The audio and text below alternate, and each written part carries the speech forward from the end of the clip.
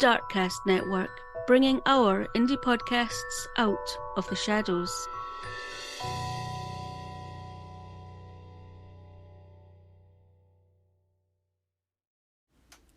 Just before we dive into this week's episode, here's a promo.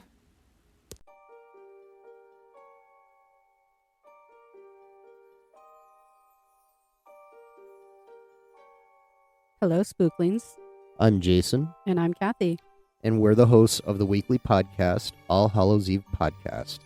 We are a husband and wife duo with a passion for anything spooky, macabre, and true crime, sprinkled with our own twist of comedy. We explore topics such as the history of Halloween, the Butcher of Plainfield, Hocus Pocus 2, urban legends, superstitions, and more. So come join us as we go down the rabbit hole that is All Hallows Eve Podcast. Listen and follow us at allhallowsevepodcast.com or your favorite podcast provider. Stay spooky, my friends.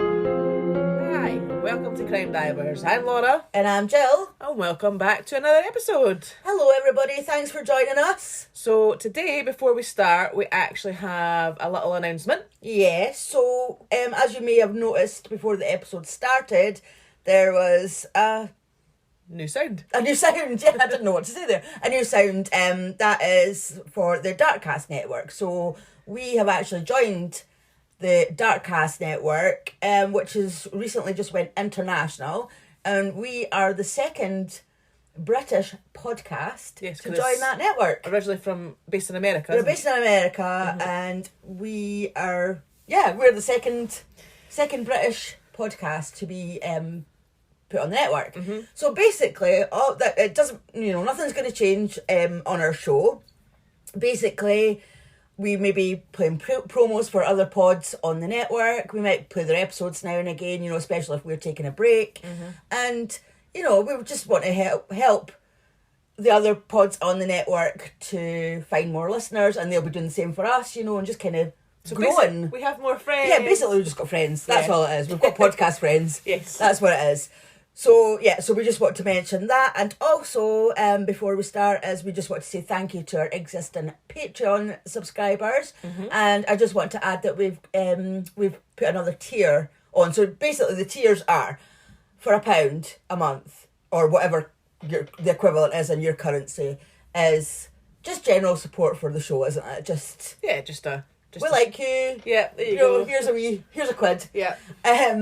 Then we've got the £3 tier, whereas you get a bonus episode. So we've now added a £5 tier as well, and you get the normal bonus episode that you would get on the £3 tier, but you also get another episode which is going to be based on mysterious cases.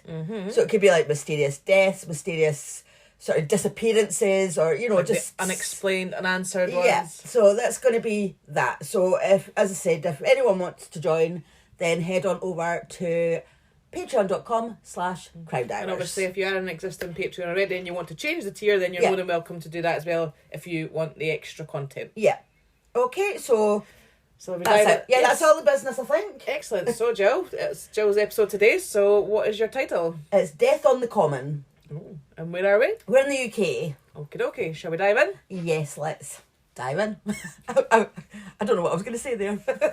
Okay, so Wimbledon Common is, and don't start singing about the Wombles. Wombles. I had a feeling you were just going to start singing Wombles of Wimbledon Common. I won't do any singing, I promise. Okay. I don't even know the song. Do you I know not? I know the song, but I don't know the words. All right. The Wombles of Wimbledon Common are we? Well, there you go.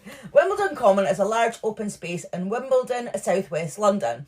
There are 3 named areas, so there's Wimbledon Common, Putney Heath and Putney Lower Common, which together are managed under the name Wimbledon and Putney Commons, and they total 1,140 acres of land. Right. It's a place where people go to walk their dogs, to go horse riding, play sports, sunbathe, or just go for a wander, have a picnic, just a big open area sort of thing. There's like woodland, scrubland, heathland, and mown. That's so funny, like mowing the grass. It's funny because when you think of Wimbledon, I just think of the tennis. Well, they've got a big common as well. So they've got the recreation areas and have 9 ponds. Right. So that's just giving you an idea how big this place is. Quite big, yeah. Yeah.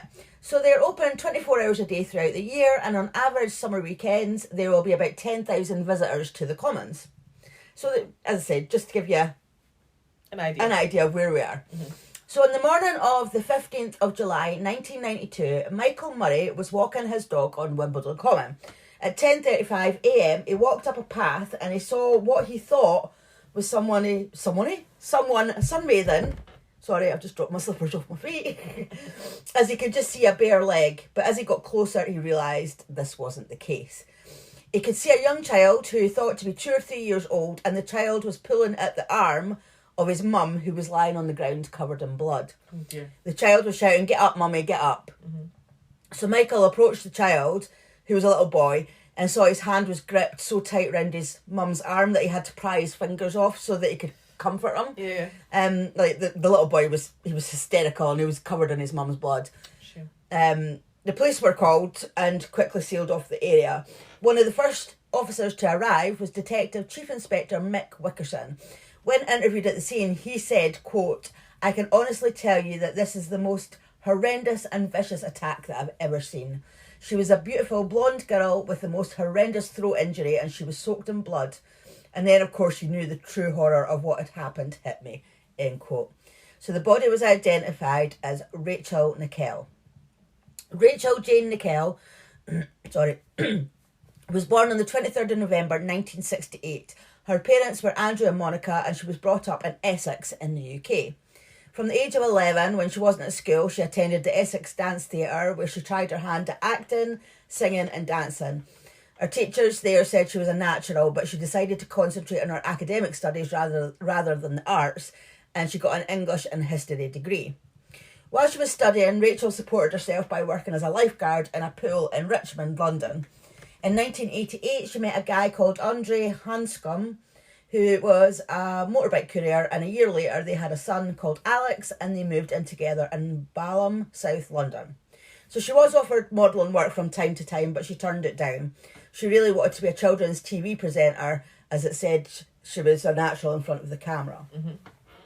So Rachel was now 23, and on that morning of the 15th of July 1992, she and 2-year-old Alex were taking their dog Molly for a walk, when a man approached them in a secluded area of the common.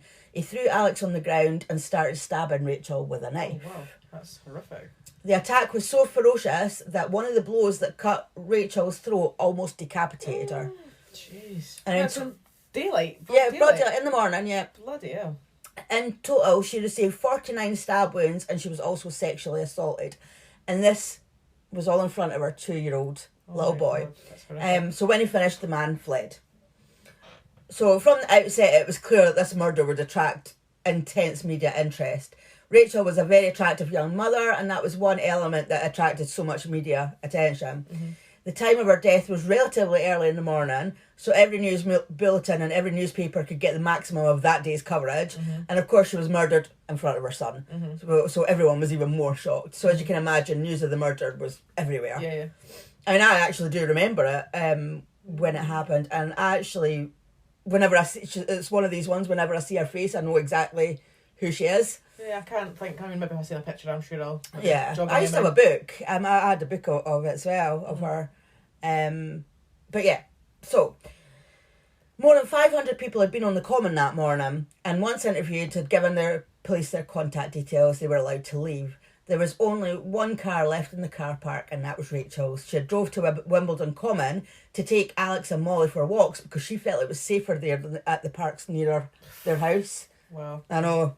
That just kind of hits home, doesn't it? It's like, what if she just went for a walk near her home, you know? Oh, exactly. So Rachel's partner, Andre, he was ruled out as the murderer quickly, and he did a press conference pleading with the public to come forward if they had any information. Meanwhile, the police had to track down Rachel's parents as they were away on holiday in Canada. It took them 4 days to find them, and a police officer called Paul Miller was sent out there to break the news before the press did. Oh, wow. What a shame. I know, imagine that, you're just enjoying your holiday and this policeman from England turns up to tell you that your daughter's been murdered. That's horrendous. That is awful. So when they got back to England, Rachel's parents did a press conference and her dad said, quote, "She can never be replaced in our lives. We can only try and slowly pick up the pieces, but our lives will always be less rich than when she was alive," end quote. So the investigation team was based at Wimbledon, led by Detective Superintendent John Bassett, and the role of evaluating suspects was given to Keith Pedder, who had just been promoted from detective sergeant to inspector. Unfortunately, though, the hunt for Rachel's killer would actually finish Keith Pedder's promising... I'm going to start that again. I think it's probably a good idea, because I have no idea what you were trying to say there. Unfortunately, though, the hunt for Rachel's killer would finish Keith Pedder's promising career and severely damage the reputation of the Metropolitan Police. That's what I was trying to say. Oh dear, so it didn't go well then. Well, this is what we're going to find out. So no one came forward saying that they'd seen a blood-stained man on the common that morning. No one had seen anything suspicious, and Rachel's killer had just disappeared without a trace. I mean, I know it was early in the morning, but the facts that you said at the start, where it was quite busy and stuff, and people... Well, there was 500 people, but if you think about it, 500 people... In a big space. It's a big, massive place, and it was a secluded area where she was attacked. Okay, fair enough. So, forensics examined the crime scene, but they couldn't find any evidence. There was no fibres, no hairs, no stranger's blood. So, the police were just baffled and were thinking, like, where the hell do we start? So, the post-mortem was done, and the pathologist, Dr. Richard Shepherd, said Rachel's major bleeding injuries were to her neck, and he thought they were inflicted by someone standing behind her, maybe to the side of her, and that would mean that maybe the perpetrator wasn't actually covered in blood like you would assume he would be, because they were saying nobody's seen a man covered in blood, but maybe he wasn't covered in blood. Maybe not, yeah. So the other stab wounds on Rachel's body probably wouldn't produce a large flow of blood, so that would be why no one saw a blood-stained man running away from the scene. Right. So forensic scientists would have been able to find the fine sprays of blood on the murderer's clothes, but they wouldn't be apparent to anyone just walking past them. So yeah, he might have had blood on him, but nobody would have noticed it because it would have just been sprays. Yeah. So with no forensic evidence, detectives had to investigate as many people as possible. They considered Rachel's friends and contacts, they traced local sex offenders, they examined other murders for similarities, and they actually had to eliminate nearly 600 suspects put forward by the public. Wow. But they just couldn't link anyone to the murder. So there was only one person who had seen the face of the killer, and that was Rachel's son, Alex. But he was only 2. Yeah, well, he was just about to. He was just about to turn 3, but yeah, Still young. yeah. Detectives hoped that he might be able to provide vital leads. So he was taken to see a child psychiatrist. She said it would be painful but therapeutic for him to recall what happened. So he would start like playing with toys and making a lot of noise when he was playing with them. But then when he was asked if he could help the police to catch the naughty man and asked what the naughty man did, he would start making more noise with the toys as if he was like trying to shut it out. Yeah. You know how I'm making the hand movements here? I'm making it myself. Yeah, so it's heartbreaking. Yeah, totally. There was one occasion when he was writing on some paper and was talking about the man who hurt Mummy, and he started stabbing the pen on the paper, and he kept going faster and faster, and then he went up to his dad Andre with the pen and made a stabbing motion towards him. So this poor child had obviously seen everything that this monster had done to his mum. You know, he was doing the stabbing motion, he was acting it out. It's amazing how much young children would actually take in. Oh, You don't realise. horrendous though. I know, shouldn't have to witness anything like that ever. No, not at any age. Not at any age, obviously, but... So slowly Alex revealed that the killer was a white man with short hair. He wore a white buttoned collared shirt which wasn't tucked into his blue trousers. Weirdly, his belt wasn't around his trousers, but around his shirt. Alright. And he wore dark shoes. He had taken the knife from a black bag that he was carrying. Officers did wonder if the belt around his shirt was actually a dog lead, though. You know, maybe sometimes when they let your dog off your lead, you put the... Yeah, put the lead round you. Aye, Yeah. or sometimes you just... You didn't... Some people walk with it round their waist and put the dog... that's You know, true. one of the longer ones. But as I say, like... I mean, I would have thought that if he did have a dog, then the dog would kind of be getting all up in what was going on. If I know anything about dogs, it would be either trying to protect the women or, you know... Yeah. So I'm thinking that maybe the dog, if there was a dog, then they would think the dog was off the lead. Yeah. Off running about somewhere else. Yeah, exactly, yeah. At the scene of the crime, detectives set up a trap. They had a surveillance camera in a tree, and they buried sensors, and they were linked to an alarm. The ground around the site was soaked with an invisible chemical that would mark a suspect's shoes. The police kept watch around the clock, because they were thinking that, people return to the scene of the crime. Yeah, potentially. Sometimes. The police kept a watch around the clock, then one day the sensors were triggered. They rushed to the scene, only to find a group of drunk teenagers. So, not a great idea, really. Not really, no. The press got hold of the story and the surveillance team had to be withdrawn. It was like... Yeah, it seems a bit amateurish in some ways, because, that anybody could have walked over that, and what does that mean, that they're not automatically the killer? Well, yeah, exactly. Somebody might have been walking that way, and it could have been some innocent person just... Well, exactly, and then all of a sudden... Taking a walk or going for a pee or something like that. And a team of police just swarm them and be like, oh... Yeah, so I don't think that was the best idea. No. So after 2 weeks, the investigation was just getting nowhere, so police decided they were going to have to make a different approach. They asked forensic psychologist Paul Britton to come up with a profile of the kind of man who might have committed such a horrific crime. So he was briefed by detectives and he visited the murder scene. He wrote, quote, "Closing my eyes, I tried to step back into the pretty woodland glade on Wimbledon Common. An image was forming in my mind. I knew how this killer functioned. I know what drove him because I had seen the same impulse in other people who I'd interviewed and treated over the years. I knew this killing was a decisive stage in a fantasy process and that had been rehearsed for years before it ever became a reality," end quote. All right. Yeah, you might wonder why I'm telling you that, but it is Relevant. significant, yeah. Oh, okay. So, amongst other things, he wrote that the killer would live within easy walking distance of Wimbledon Common. He would probably be between 20 and 30 years old. He would be single and isolated, living at home with a parent or alone in a flat or a bedsit. He would have a history of failed or unsatisfactory relationships. His hobbies and interests would be unusual, and it was almost inevitable. Inevitable, that's it. I knew I wasn't saying that right. Inevitable that the killer would strike again. Did you go to school in English? I actually did really well in English. That was my best subject. Really? Yeah. I'd hate to imagine how you did in the other subjects then. I actually did good in English. Thank you very much. Might have done better than you, but anyway. Probably. Actually, yeah. When we were at school, who helped you with your homework? Oh, you did my homework. Yeah, exactly. I used to write my essays for me. Yeah, exactly. I'm just old now. You were the mug that did it. I like doing it because I liked English. Oh, fair enough. And I was good at it, but I'm old now. Yeah, you were, because I remember you read the Flowers for Algernon book for me, and then you wrote the essay for me. That was a good book.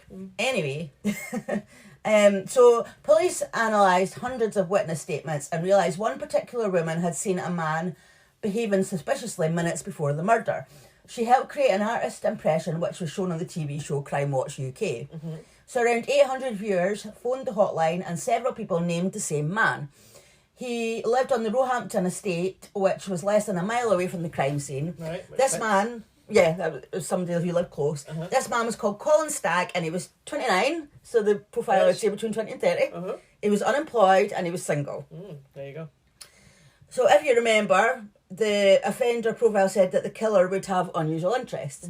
So, when they were searching Colin's flat, Inspector Keith Pedder said that he realised they were dealing with an unusual individual when he found that the back bedroom had pagan deities on the walls and there was a pentagram marked out on the carpet, and there was also a black hooded cowl and a habit, which is basically a large loose cloak. Like a hood and a cloak, Right, okay. That was in the wardrobe. So like an occult stuff maybe, or that's what. So they were like, well, that's unusual. Well, yeah. To them it was unusual. So Colin. Colin was taken into custody and the police had 3 days to interview him. Keith Pedder said it was really difficult to actually pin Colin down to answer specific questions. He said he would put something very pointed to him and Colin would come up with the most illogical response by way of answer. He was asked what his movements were on the day of the murder. He said that he took his dog for a short walk on the common sometime between 8:15 and 9:15. He said, "Did you just burp?" No. You did? Yeah. I heard that. It came from my belly. It did come from your belly. Because I heard it not even coming out your mouth. I heard it coming off. Sorry, listeners. Hope you never heard that. So he said that the only people he saw was a dark-haired woman pushing a child in a buggy. He said good morning to her, and she said it back, and behind her he saw a broad man with short hair, and he said he looked quite menacing. Right. So this is the suspect saying this. So police checked their database of witnesses and people who said they were on the common at that time, and they couldn't find anyone who matched the descriptions that Colin had given. Mm-hmm.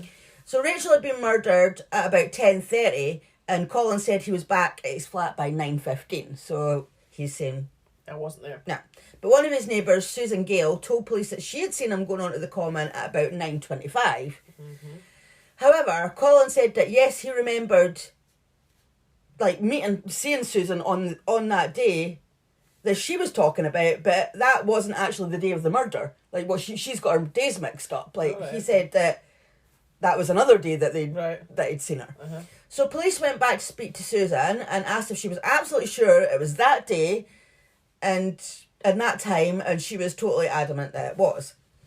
So police spoke to another witness called Jane Harriman, and she described a man seen acting suspiciously at about 10:10, and it was her that I mentioned earlier whose artist impression had been on Crime Watch. Mm-hmm. She had been taking her children to a nearby pond that morning. She saw the man and said she had looked at him to say hello, but he had turned away from her and didn't seem to know which way to go. She carried on towards the pond, and a few minutes later she saw the man again, and she was concerned because she thought he was following a woman. At 10:23, she saw him again, heading in a different direction, and this would have put him in the right place at the right time to have killed Rachel. Right. Mm-hmm. So 2 days after his arrest, Colin Stagg was taken to an identity parade at Brixton Police Station, and there, Jane Harriman identified him as the man that she'd seen on Wimbledon Common. Mm-hmm. So detectives were now sure that Colin was the killer, but they didn't have enough evidence to charge him. Mm-hmm. The only thing he owned up to was naked sunbathing on the common, and that actually matched a complaint from a woman about a flasher. Okay. So he was charged with indecent exposure. This is obviously a different day, it wasn't that day. Uh-huh. So on the 21st of September at Wimbledon Magistrates Court, he was fined £200 for indecent exposure. Great. So, yeah, well, it's about, if you want to sunbathe naked, do it somewhere private. Well, exactly. So go to a nudist beach. Well, it's in London, so maybe there isn't any beaches right there. Well, then just don't do it. No. Go on holiday and go to who's unemployed. We never had any money. No. Not the kind of character, and I think we've been going on holidays is right enough. So once he was convicted, it was like a signal to the news editors that the police, the public, they had been right to suspect this man, and it was splashed all over the papers. So after seeing the publicity, a woman called Julie contacted the police, and she told them that 2 years earlier she had placed an ad in a Lonely Hearts column, and Colin Stagg had replied and had almost immediately sent her a graphic sexual fantasy letter. So this letter gave Keith Pedder the idea for an undercover operation. Okay. So he wondered if they could get an undercover detective to write to Colin and encourage him to reveal his deepest fantasies, and would those fantasies match those of the killer, as assessed by psychiatrist Paul Britton. Mm-hmm. And from there, maybe they could find some physical evidence, like maybe the knife that was used to kill Rachel, maybe even with his fingerprints on it, or even a confession. He really was treading on new ground, but he didn't know what else to do to prove that Colin Stagg was Rachel's killer. Mm-hmm. So Keith's plan was approved at a Deputy Assistant Commissioner level and was called Operation Edsel. So in January 1993, Colin Stagg received a letter at his flat. It was from someone called Lizzie James. Mm-hmm. So it said, quote, "Dear Colin, I hope you're not offended by this intrusion, as we have never met before, but I feel like I've known you for years. You may remember writing to a woman called Julie. Julie was an old friend of mine, and a little old-fashioned in her outlook, if you know what I mean. A while ago, while she was out, I read a letter that you sent her. I would be very interested in getting to know you more," end quote. So it does sound, well, it would sound legit to him, because he'd be like, well, how else would this woman know about me writing to this woman called Julie? So that's true. So, of course, Lizzie James was the undercover officer, and the letter had been composed by Keith Pedder. Right. So, and just before I get into this part of the story, I actually want to tell you that the reason that I decided to cover this case is because one night a few weeks ago I was just looking at Netflix for something to watch, and I found a show called Deceit. And once I started watching it, I realised it was to do with Rachel Nickell's murder. So this show it focuses on the undercover officer called Lizzie James, which obviously isn't her real name, and about the undercover operation to try and get Colin Stagg to confess to Rachel's murder. So it's a dramatisation. It's not a documentary. Right. Okay. Yeah. But I would recommend watching it so you can get a more of an idea of what went on between Lizzie and Colin, like the letters and like what happened. Obviously, I'm going to sort of tell you bits of it, but obviously there was more on the show. So there's 4 episodes, so it's just like one of those, mini dramas, and it was actually really good. Because I was just like, try to find something to watch. And I thought, Deceit, that sounds good. And then as I started watching it, I was like, Rachel Nickell. I recognised that name, and then I sort of went from there. So fair enough. It's going to be to find an episode. Yeah, exactly. Because I thought, I'll cover that then. Because the show Deceit wasn't about the actual murder. It was obviously about the undercover operation. So, so it focused on Lizzie James and Colin Stagg. Right. So over the next 7 months, Colin and Lizzie exchanged 43 letters. The psychologist Paul Britton monitored the correspondence. In early March 1993, Lizzie wrote to encourage Colin to be more explicit in his letters. She wrote, quote, "I can't help but think you are showing great restraint. You are showing control when you feel like bursting. I want you to burst. I want you to feel all-powerful and overwhelming so that I'm completely in your power, defenceless and humiliated." End quote. Laura looks like she's going to be sick. The face that she just made. So she was basically saying that he wasn't opening up enough and he wasn't giving her what she wanted. She wanted someone dominant. She wasn't going to commit to someone who wasn't being honest enough with her. Right. Now remember, like, this is over the course of 7 months and 43 letters, so it's not like she's went straight in and been like, "You're not opening up to me." It has been going on for a while. Right. So in response to that letter, Colin wrote, quote, "Your letter was great. I have now some idea what you want. I've written another special for you along those lines. I've called you a few dirty names as I was writing it, but please don't think I'm a violent man. You will be left humiliated and dirty. I want..." Sorry. I just feel really awkward reading this. "You will be left humiliated and dirty. I want to, and I will give you a fucking good sorting out. You need a damn good fucking by a real man, and I'm the one to do it." End quote. I'm getting all hot and bothered reading that. I don't like reading things like that. No, I don't know. By May 1993, Colin was trying to get a date with Lizzie. They were chatting on the phone and still writing letters, but he wanted to meet her in person. So it was decided that this was the next best step, so that she could try and get a confession out of him. She had been given a very detailed briefing by Paul Britton as to what to expect and how to behave. Not only did she have to play her part, she also had to stay as far as possible within the realms of what was accepted legally, so she really had to watch what she was doing and saying. So they arranged to meet in Hyde Park.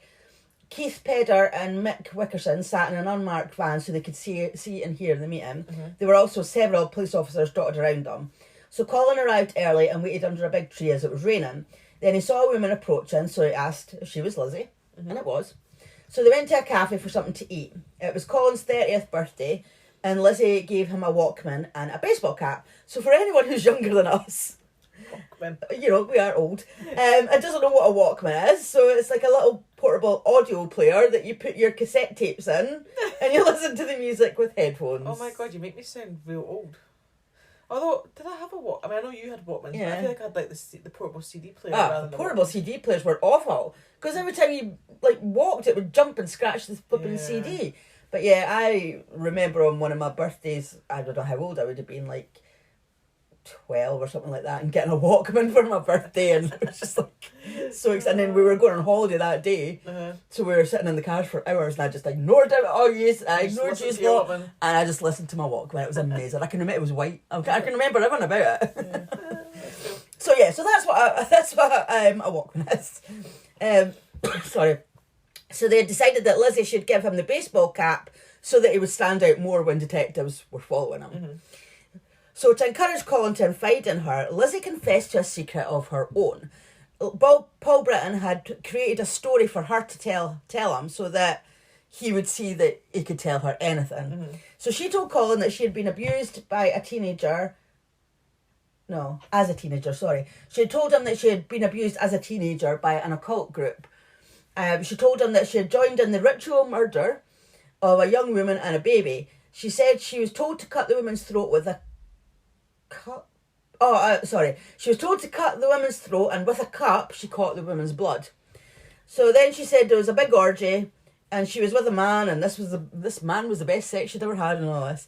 So Colin's reaction... And is that a believable story? Like, I'm not sure. Like, if someone turned around and told me that... Well, to Colin, it was like, yeah, but you have to remember that you're only hearing bits and pieces. You're not hearing the whole months of conversations between them. Oh, that's true. So his reaction, nothing.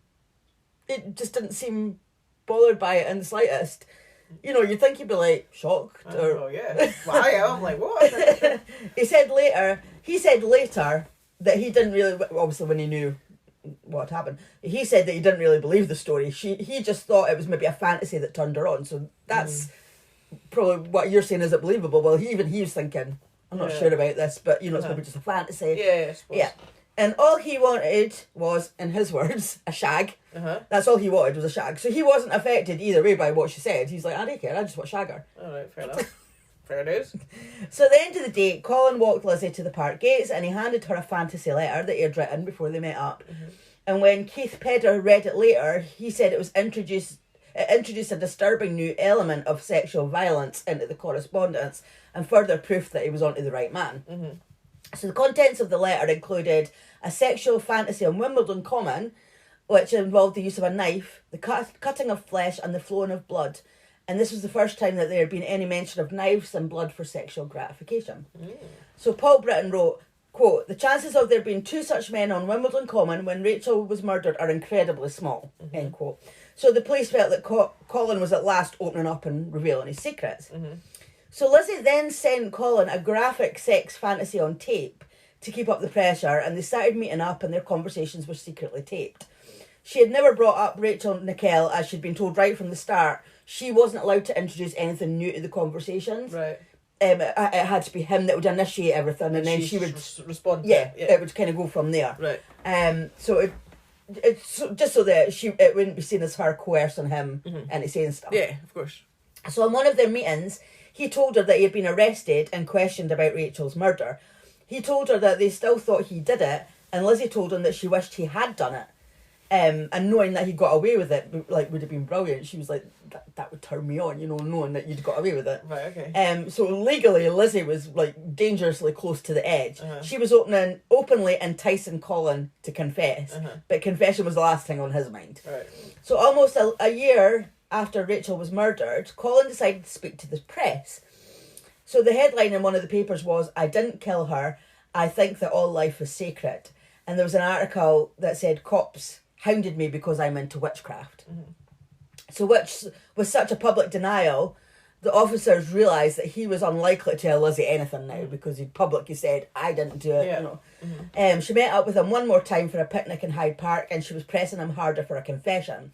In a police recording of that meeting, Colin said, quote, "I don't know what to say. I've never really met anybody like you. Since you first started writing to me, it's like a dream come true for me," end quote. She replied, quote, "If you're not that man and not done that kind of thing, you'll never, ever, ever be able to fulfill me. You'll never, Colin, never," end quote. So she was basically saying it's now or never. If you don't confess now, then we're done. So when Keith Pedder had interviewed Colin in September 1992, a couple of months after Rachel's death, he had shown Colin a photo of the murder scene to try and shock a reaction out of him. So it was a distant shot and from the back. Rachel's hands couldn't be seen and neither could her head. Right. It was more like a sort of scene setting photo rather than one of the detailed scene of crime photographs. So now 10 months later, Lizzie and Colin, after Rachel what? So, I think it's so now 10 months later, Lizzie and Colin, I don't know what I'm trying to say here. Okay. Work it out then. So basically Lizzie was saying to Colin, "If you didn't kill Rachel, then I'm dumping you." Colin revealed details about Rachel's body, details that the police believed only the murderer could have known, And Lizzie said that Colin had clearly demonstrated the position of Rachel's hands, palms down on the ground. So remember that you couldn't see her hands in the photo. No. So she was like, well, he's shown me the position of her hands, and he's only the murderer could know that. Mm-hmm. So he never actually admitted to killing Rachel, though. He just told her that was, he'd said that's what I saw in the photo. Right. So without a confession, the operation was aborted. Mm-hmm. So at dawn on the 17th of August 1993, Colin Stagg was arrested for the second time. Mm-hmm. So police started digging in his garden and they collected several objects in a black plastic bag. This time, Colin decided to exercise his right to silence, because when he'd been interviewed before, he was talking, and mm-hmm. but this time it was like, nah. No comment. No comment. Mm-hmm. So Paul Britton had a video linked to the interrogation. He and the police had agreed a strategy to get Colin talking by having Lizzie walk into the interview room unannounced. So Colin, he was having an interview. Lizzie just walked in, uh-huh. and Colin just had a look of shock on his face, and then that turned to anger because. He realised that she wasn't genuine. Because he'd been falling for this woman. Yeah. So she asked if there was anything that he wanted to say to him, but he just said no comment. So Colin Stagg was formally charged with the murder of Rachel Nickell and spent the next 13 months remanded in custody. The case against him wasn't strong. It still lacked any forensic evidence, but Paul Britton argued that a man's deviant sexual fantasies could identify him as a murderer. This controversial form of identification has never been put before a British court. Mm. Nevertheless, the Crown Prosecution Service felt there were grounds to proceed and that Colin had a case to answer and committed him for trial at the Old Bailey. But even before the jury was sworn in, his defence team argued that the undercover Lizzie James material should be ruled inadmissible and thrown out. The judge took several days to consider before delivering his ruling on the 14th of September 1994. He ruled that the police had shown, quote, excessive zeal and had tried to incriminate Colin Stagg by deceptive conduct of the grossest kind. He said that all the material gathered by the undercover operation was improper, unfair and inadmissible. With regards to him apparently showing Lizzie the way that Rachel's hands were, he had just guessed, and he hadn't guessed correctly. So I don't know how the police thought they were going to convict him on that. Mm-hmm. With no other evidence to present, the prosecution withdrew its case and Colin was acquitted. Oh. So the collapse of the case dominated the news headlines, and Colin made a statement saying, quote, "The judge recognised that there was never any evidence against me. No forensic evidence, no confession evidence, nothing at all," end quote. Rachel's dad made a statement saying, quote, "The law has been upheld, but where is the justice? I understand that the police will now keep files on my daughter's murder open, but they are not looking for anyone else," end quote. So although it collapsed and he was acquitted, they were still saying that he done it. Right, okay, they just couldn't prove it. Yeah. So Lizzie James, remember that's not her real name. Yeah. Her career was over by the age of 33. She retired from the police as a result of the damaging psychological impact the investigation had on her. Mm-hmm. And she was awarded £125,000 by the Metropolitan Police as compensation for the stress that she suffered as a result of the undercover operation. Wow. Keith Pedder also left the police. He was treated like a pariah. He was criticised and had no support whatsoever. So he left as he was suffering from stress and depression. Rachel's son, Alex, was offered £22,000 by the Criminal Injuries Compensation Board for the loss of his mother. Alex and his dad, Andre, moved to Barcelona to start a new life there. Wow. So what do you think? Do you think he's guilty? 100%, yeah. I think he is. Well, I'm going to tell you. Oh, you actually have an answer. Yeah. For 16 years, Colin Stagg was vilified as the man who got away with the murder of Rachel Nickell. It wasn't until 2008 that he received a public apology from the Metropolitan Police and £700,000 in compensation. Really? The real killer was actually a guy called Robert Clive Napper. Wow. I was not expecting that. I actually thought it was him. Well, when I said I read her book, it was still thought that Colin Stagg did it when I read her book. So actually, I didn't realise that somebody else had been caught. It was just, I always thought that, he'd been acquitted, but they still thought that he was, well, that was the case. Yeah. They always thought they weren't looking for anybody else. No. So how did they come across the real killer then? Robert was born on the 25th of February 1966. His parents' marriage was violent and Robert witnessed his dad abusing his mum. They divorced when Robert was 9, and him and his 2 brothers and a sister were placed in foster care and underwent psychiatric treatment of 6 years at the Maudsley Hospital. He was socially awkward at school. He didn't have any friends. I'm just telling you this because I'm giving you a background on him because of what the profiler said about the killer. It fitted Colin Stagg, but it also fitted this guy as well, Robert Napper. He was socially awkward at school. He didn't have any friends, and at 13 he was sexually assaulted by a family friend on a camping holiday. That person was jailed, and Napper became introverted, obsessively tidy and reclusive. He would also bully his siblings, and he would spy on his sister when she was naked. So Robert first came to police attention when he was convicted of an offence with an air gun in 1986. Then in 1989, Robert's mum phoned the police and told them that her son had admitted to raping a woman on Wimbledon Common. But they said it didn't match to any case, so nothing was done. So it must... Maybe the woman didn't report it or whatever, but none was done about it. But then later it emerged that a 30-year-old woman had been getting her children ready for school with the back door left open. She turned around after drying her hair to see someone with a knife threatening her and her kids if she didn't comply, and he raped her in front of her children. Robert confessed to this to his mother as well, and she broke off all contact with him. So just weeks before Rachel Nickell was murdered, Robert attacked a woman with a child on a place in called the Green Chain Walk. This is a string of pathways lined with greenery that links a lot of South East London. So he jumped out, pushed the woman to the ground and strangled her as he raped her in front of her child. Sound familiar? Definitely sounds familiar. And this was just weeks before Rachel. Wow. Incredibly, after Rachel was murdered, these 2 cases weren't connected by the police.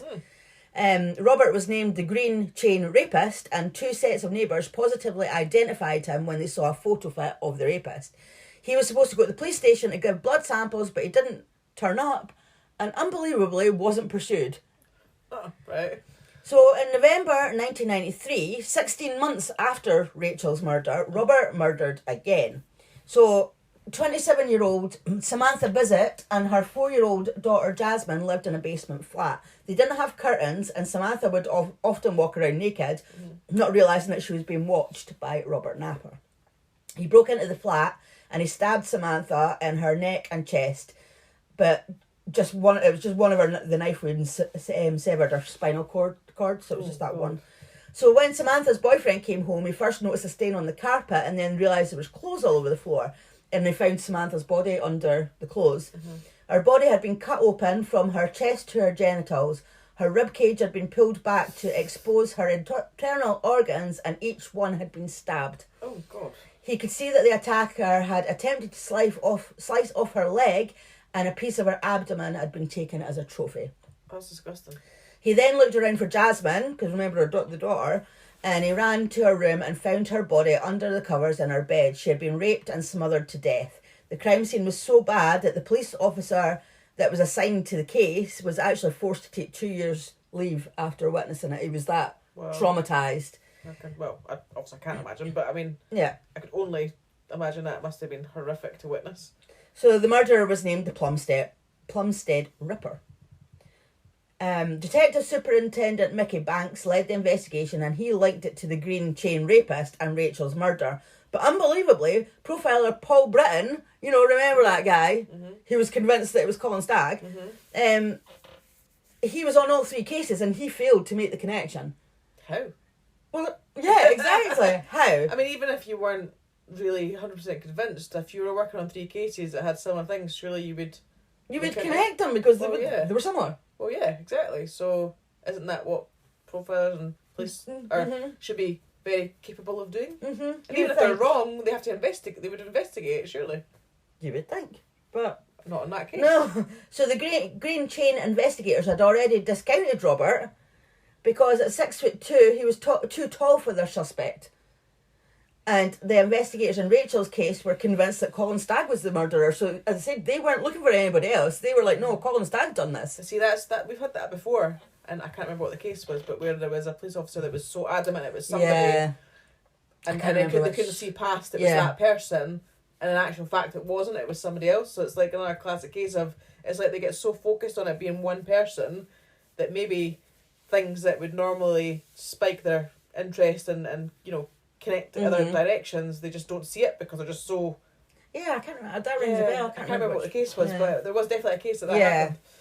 But yeah, so that's why they discounted him, because he was too tall for the suspect, and Colin Stagg was Rachel's murder. So, forensics found Robert's fingerprints at Samantha's murder scene. His fingerprints were on record from 8 previous police meetings, one that was in 1982 when he had been arrested for stalking a civilian police employee who lived in Plumstead. They found a book of maps in Robert's flat, and they were of the London area, and they had comments about how women should be wrapped in cling film and abused. Oh, right. He was arrested and charged with the murders of Samantha and Jasmine Bissett in May 1994. He also admitted 2 rapes and 2 attempted rapes. In December 1995, he was questioned about Rachel's murder, but he denied any involvement. Robert Napper is also believed to have committed most or all of the attacks attributed to the Green Chain Rapist, and carried out at least 70 savage attacks across South East London over a 4-year period, ending in 1994 when he was arrested. Wow. What an absolute monster. And amazing that he actually got that far without even getting caught. So in 2004, advances in DNA profiling revealed Robert's connection to Rachel's murder, and he was convicted of manslaughter on the grounds of diminished responsibility. So he was sentenced to indefinite detention at Broadmoor Hospital, which is a high security psychiatric hospital, and he was told by the judge that he's a very dangerous man. No shit, Sherlock. Well, yeah. So the psychologist Paul Britton, he later went on to claim that he had told the police that the murders of Rachel Nickell, Samantha and Jasmine Bissett were linked. But former officers Keith Pedder and Mickey Banks reject that claim. They were like, no, he didn't make that claim. So, but we don't know whether... We don't know. We don't know. One's saying they have, and one's saying they didn't, so... It's one, again, their word against his, So Robert Napper is believed to have committed more than 100 brutal rapes and sex attacks on women as far back as 1989. A catalogue of mistakes meant that the Metropolitan Police missed numerous opportunities to identify and arrest him. Without these failures, Napper could have been taken off the streets years before he went on to murder Rachel, Samantha and Jasmine. Wow. So that it could have been prevented. Yeah. So there you go. Wow. So you thought it was Colin Stagg, didn't you? All the way through that. Yeah. Well, it kind of... I mean, as the profiler said, I mean, he did fit the profile. So... But the thing is, he fitted the profile, but they didn't have any evidence. No. And they tried... I mean, what they called it a honey trap, which... I can kind of agree with that. They set him up, and yet he was a bit of a strange man. He had, he did have the sexual fantasies, but that's all they were. They were fantasies. Yeah, exactly.